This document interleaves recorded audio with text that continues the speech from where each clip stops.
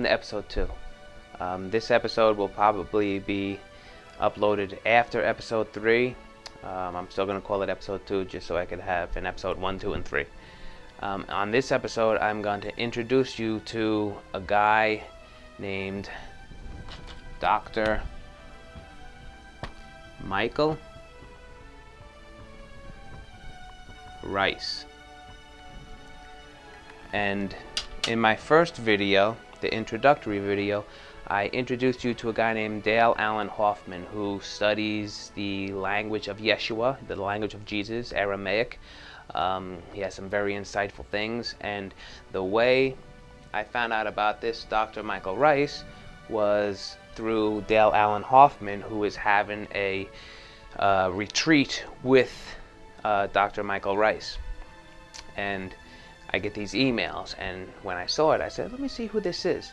And I knew immediately I had to share it with you because of the video that I saw. So I'm going to make this episode very quick. I'm going to show you 3 videos from Dr. Michael Ryce, show you how they incorporate into what you saw in video episode 1 and episode 3 of my videos.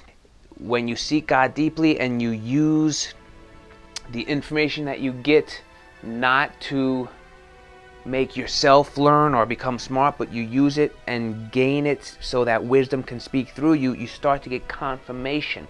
When you start to get these thoughts on, can God be like this, or can life be like that, or do I have this concept right?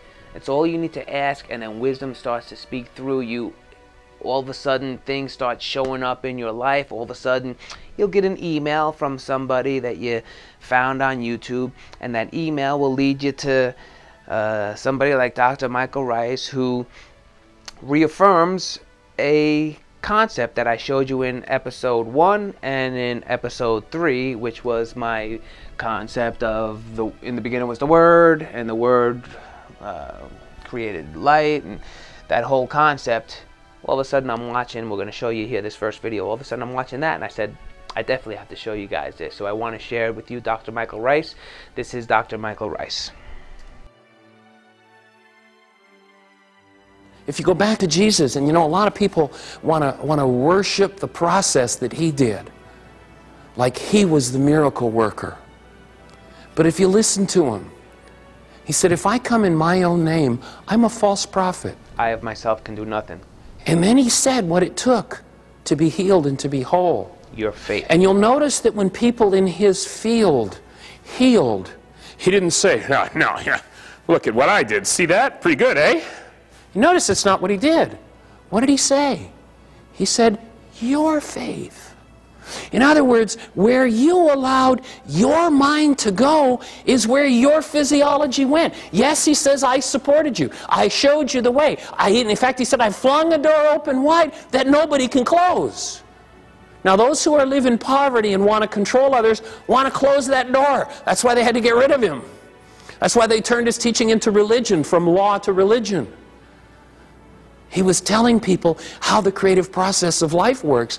And he said, your faith did the healing. It wasn't about him. It was about what you do with your mind energy system. Where you allow your system to go is where your physiology is going to follow. And it doesn't matter if you're walking toward the precipice of disease and you're a day from death, a half a day, 2 hours, 2 minutes from death. If you reverse the mind energy process, you can step back, and 2 minutes to 10 minutes to 2 days to 2 weeks to total health by shifting the way the energy is focused in your system. And forgiveness is a major key for how that process works. But you can't look at the effect world and believe in it and go to the cause world at the same time. This blew my mind. Now, when we did that equation in the first half of the workshop, we had the cause world on one side of the equation. We had cause over here. Confirmation. We had effect over here. Now, an interesting thing in the Aramaic language is that the word cause and effect are singular in Aramaic. They're not separated. When you make the two one. The Aramaic mind would not think of engaging in a cause without experiencing its effect. Sometimes it takes time for the effect to unfold, And so it looks like the cause and the effect aren't connected, but in Aramaic, one word represents both. And when you recognize that your creative process follows where your mind energy goes, you can't serve cause, which would be the realm of the creator, of God, and effect, which would be the realm of matter or mammon. Remember, you cannot serve God and mammon, for you will cling to one and despise the other. So if you're looking at the effect world and letting your mind energy be sourced by the effect world, then you're worshiping the world. You're serving the world. And so you will produce a world that looks like that, and you'll be limited to that. If you give that process up and go first to the creator, then you have the option and the opportunity to go to the cause level and no longer be stuck in the effect world. And I believe that what Jesus was telling us 2,000 years ago was that our purview, the thing that we are capable of, is to live on this side of the equation. That's where we're capable of living. But most people are stuck on this side of it, looking at what's already existing in the world and letting their mind energy be so focused in that area and therefore sourced from that area. Now, it was 100% confirmation for me, but that last part there, when he talks about, you know, cause is on there, and effect is over here. Now, I'm going to put my head here because I want you to see how Jesus, Yeshua, said, cast your nets to the right. And Dr. Ryce just said all of our problems, and in Buddhism they call it Maya, are illusions of problems happen in the effect world. We get lost in the effect world. We forget that the effect world is pure mind energy, because it came from cause, pure mind energy. The pure mind energy took form. So when Jesus said, cast your nets to the right, that's what I got from what Dr. Michael Ryce just said. Now let me quickly just run through this again, because the next video he talks about what he means by mind energy. And in episode 3, I said that in John 1 it says, in the beginning was the Word. And in Aramaic it was Bereshit Ayatahwa Milta, which was, in the beginning was the unseen word. Now, Milta, there's no translation for it. I like how Dr. Ryce translates this. So remember, in the beginning was the Word. The Word was with God. I say both are God. I make one out of the two. When you make two out of the one, I mean one out of the two. In the beginning was the Word. The Word was God. The Word, God, said, let there be light. And we know from 1 John, God is light. So we have our yin and our yang. And now in episode 3, the video before this, I had the word flesh in here, which offset it. We have 4 over here and 4 over here. I realize now that flesh came from light. And I showed you within episode 1 and 3 that within every single form is a specific word. Well, within light, the very first effect of the word, the cause, if we were to bring light down, there would be a word and light. Well, the word, this is the word that became flesh. It is this word, this harmony, that became flesh. And it is this word inside of this harmony that became flesh, and it is the word inside of flesh that created galaxies, and it is the word inside of galaxies that created planetary systems, and it's the word inside of the planets in those systems that created possibilities for life forms, and it is the word inside of those cellular and biological life forms that created dualities within consciously.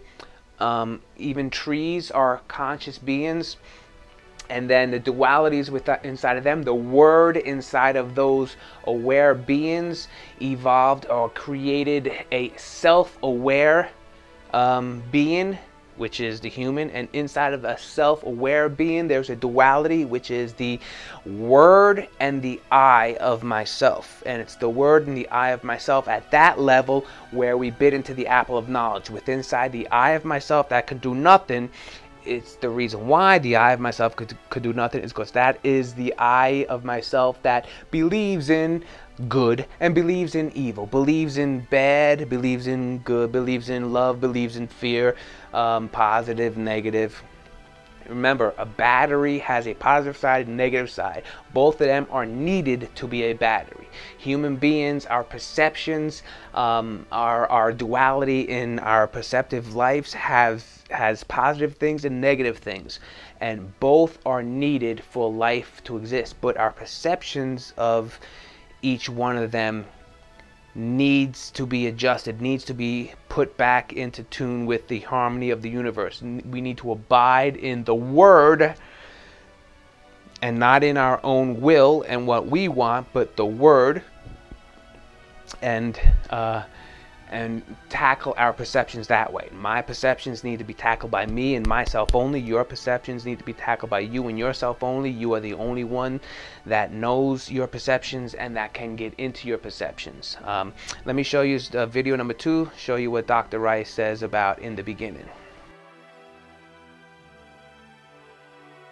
You go into the opening words in the book of John in the New Testament, and we're going to look not at the English translations that we usually see. We're not going to look at Greek sources, which are far, far removed from the original Aramaic. We're going to actually go back to the native language that those teachings came from. And what you find is in that Aramaic language, and the Aramaic language is the root language of 5 of the world's major religions. And what you find in that language is practical, here's how life works teachings, not theological, religious dogma. You find tools for living life. And if you go to the opening words in the book of John, we're generally told that the opening words say, in the beginning was the Word, and the Word became flesh. Well, actually, in the Aramaic language, what it says is, in the beginning was the mind energy, and the mind energy became flesh. I like that. Your mind energy becomes your flesh. And if you put mind energy into your system that doesn't belong in your system, you are going to experience the effects of a negative stressor. If you deny responsibility and don't see that you're the one that was there every time it happened to you, then you will think that that stressor is someone else in your life. But you'll notice, once again, if you've been through that particular stressor 87 different times with 42 different people, you are the one that was there every time. You are involved in your life. And what shows up in your mind tells you more about what's in your mind than it tells you about what somebody else outside of you is doing. And so if you look at those feelings come from your thoughts. And your feelings are molecular. Your thoughts are molecular. Your stressors are molecular. That's pretty wild. So he has his translation, because remember, the word that was in the beginning in the Aramaic, and inside the Aramaic text, it actually, in the New Testament Aramaic to English text, it says that milta, the Aramaic word for in the beginning, was the milta. There is no English, Latin, Greek translation for that. So where I was saying it's the unseen word, I like how he says it better. It is the mind energy. Since light is pure energy, it makes sense. It hits a little bit more home for me. Not to say that the unseen word is wrong, because the unseen word is a word that I couldn't see, and he's helping me see it. It's mind energy. And the mind energy of our forms cause the form to continue on. The mind energy of our awareness caused it to become self-aware. The mind energy of our self-awareness causes us to continue on, but it's at that level that our free will can change the natural course of the mind energy. Our free will now injects our own conscious mind energy into it, and our beliefs and perceptions alter the natural state of our mind energy. Our body's natural state is to be healthy. That's why I truly believe there is no such thing as sickness. There is a perception of sickness, and your perception and then your belief in that perception brings about sickness. There is no good or evil. Our perception in good or evil bring good and evil experiences to you. When an experience comes to you, I believe it's an experience, and you take what you can from it. It is neither good, it is neither bad, it is neither meant for you, and it is meant for you. All of those possibilities are there. You are the one, and I believe that's what he's saying. You are the one that has to take responsibility. You are the one that cannot point fingers and say, oh, I got mad and did this because that person, or this circumstance that happened over here made me do this. It's time for our consciousnesses to become the controllers of our effects. We are the causes of our effects. Let's go to the third video, and then we're going to end it, because this whole video that I'm doing here is really just to introduce you to Dr. Michael Ryce. And the third video talks about the commandments, and I just have a few things to write here.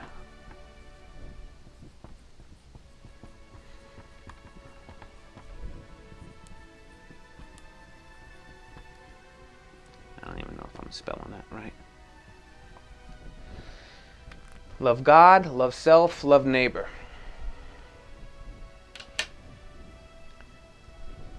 Let's listen to this last video. And once you recognize that if you're trying to force an effect to change by creating rules and regulations to stop that effect, it's not possible. What you've got to do is deal with and teach cause law. And Jesus made that shift in this statement in the Aramaic language. He didn't talk about effect law, namosa. He talked about cause law, orita. So he said that's the first one. That's the most important one. And the second is like unto it. Thou shalt love thy neighbor. He named the second object of attention. As thyself. A third object of attention. So what is he saying here? He's saying that you must keep the condition. And in Aramaic, the word love, and there is no word for this or that resembles this in the Greek language. There is no word that resembles this in the English language. We have to string several words together to try to approximate the Aramaic meaning. But in the Aramaic language, there are 17 different words that have been translated by one English word, love. And the word that was used in this particular situation was the word rakma. Rakma. And he was talking about the cause of sane behavior. He said, you've got three objects of attention. In Aramaic, this word neighbor is not a physical word, it's a mental word. So when he said you've got to love neighbor, he was saying you've got to keep a condition in your mind called neighbor for anybody that you think about. In Aramaic, neighbor means anyone you think about. If they come into your mind, they are your neighbor. And if you want to do sane behavior, you must keep the condition of rakma, which is love, within your mind. If you fail that test, if you fail that law, then you will do what you regret. You will do what does not bring you into the highest and best levels of your creative process and your creative potential. This was not some kind of a religious philosophy or even a nice philosophy. It is a survival philosophy. Because if you can't do it, you won't survive long. And we think somebody in our culture who lives to be 100 years of age has really survived a long time. But you know, we're eternal beings. Energy is eternal. And to destroy an eternal energy system in 100 years or less is a pretty short lifetime. And you look back in the scriptures and they said there'll come a time when your whole life will become a prayer. And that is that you will be able to step into this space of love for whoever and whatever your object of attention is. And as you're able to do that, everything will change. And then he gives another big clue to how to run a life. The last, and perhaps, when we understand it, as important or maybe even more important than this first part of it in our culture at this point, for people to grasp and to understand, because there is so much misunderstanding about these scriptures. And what he said was, upon these two commandments hang the law. Upon these two commandments. Love God with all your heart, soul, strength, and mind. Love your neighbor as yourself. Neighbor, God's self. And now we're talking about the actual law, not man's rules and regulation. The law and it was a possessive word, its prophets. The law's prophets. The law's prophets, to me, is the things, the conditions that apply to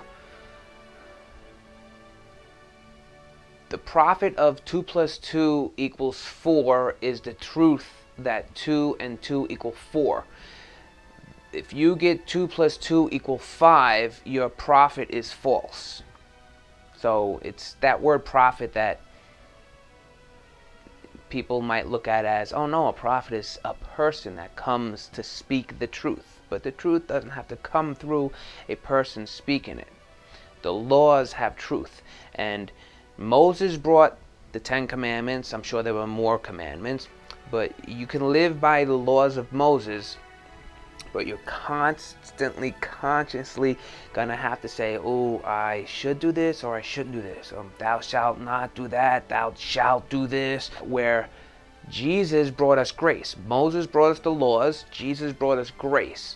Grace meaning just concentrate on these 2 laws and you automatically abide in every other law. You no longer have to go through life saying, man, I hope I make the right decisions today in life. No decisions need to be right or wrong when you abide in the law. If you're loving God, if you're loving yourself, if you found yourself and found God within, then you definitely know who your neighbor is. And if you're loving all 3 of them, how can you break any of the 10 commandments? When you truly, and remember, you need to get to the root of your being. Make sure that it is love coming from your heart, that your heart is pure love. The true love has no opposition. It has no opposite side. It comes from the pure word, the pure mind energy. Once you abide in those 2 laws, I believe this is what it means. You know, you won't need to consciously, constantly think about the 10 commandments or what needs to be done. And I think you understand it. So again, this episode was to bring you Dr. Michael Ryce. I want to thank you, and hopefully Dr. Michael Ryce will lead you to some awakening, or lead you to, like Alan led me to Dr. Ryce, maybe Dr. Ryce will lead you to where you need to be. Always be open, expand your consciousness, and you will be led. And it is you that will lead. Like St. Francis said, the one that you are seeking for is doing the seeking. Something like that. I'll probably put it up on one of these side things. This has been episode 2, Seek God Deeply. My name is Christopher. Thank you. I can't wait to see you again. Elohim be with you. Elohim is you.